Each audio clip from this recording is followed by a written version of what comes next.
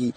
जिस national conference ने यहाँ पे झूठे वादे, लोगों को झूठे स्वप्न दिखाए थे, वो कहीं न कहीं बेनकाब हो गए और आज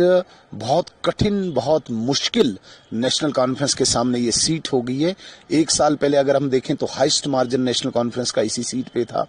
पिछले 40-45 सालों की हम हिस्ट्री देखें तो ये सीट नेशनल कॉन्फ्रेंस के पास थी और फर्स्ट टाइम में देखा जा रहा है कि नेशनल कॉन्फ्रेंस को लोग रिजेक्ट कर रहे हैं, जिसमें हमें काफी संतोष है और भारतीय जनता पार्टी के प्रति जो आकर्षण बढ़ा है कश्मीर में, उसके लिए भी हम बहुत सेटिस्फाइड हैं। देखिए, आचार संहिता का भी ये उल्लंघन है। जिस प्रकार से एक चीफ मिनिस्टर जाके ये कह रहे हैं कि भाई यहाँ पे यूनिवर्सिटी खोलूंगा, यहाँ पे स्टेडियम दूंगा, ये आचार संहिता का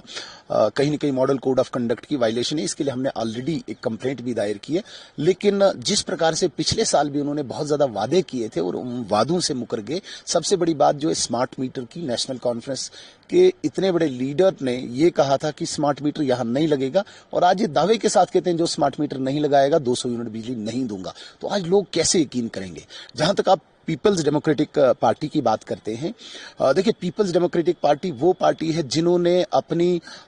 एंटी नेशनल जो एक स्पेस यहाँ पे थी, उस स्पेस में अपनी भूमि वो खोजते हैं। जिस प्रकार से अभी जो सेशन चला गया और जहाँ पे पीडीपी के एक लीडर ने